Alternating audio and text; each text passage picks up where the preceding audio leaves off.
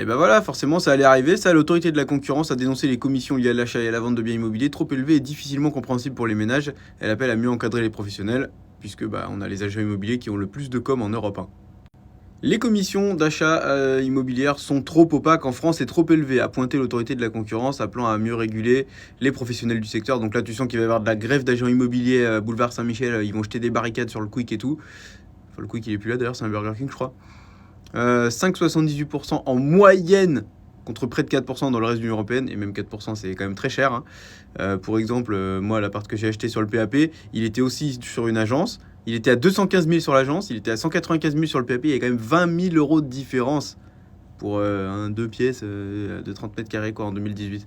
Le gouvernement a demandé en 2022 de l'autorité mensuelle sur l'évolution du marché de l'entremise immobilière. Après, il y a tellement de monde sur ce secteur et c'est pour ça aussi, c'est parce que c'était tellement rentable de prendre 5% du bien juste pour présenter deux personnes.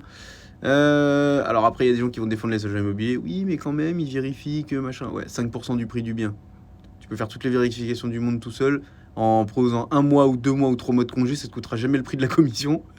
Et apparemment, réguler ça, ça serait un gain de 3 milliards d'euros pour les ménages. Les frais élevés pèsent sur les consommateurs français.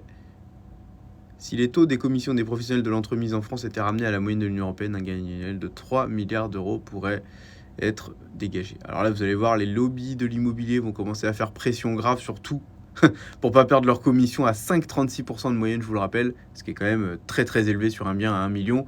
Il faut payer quand même donc 56 000 balles pour l'agent. C'est pas donné. C'est un an de travail pour beaucoup de gens.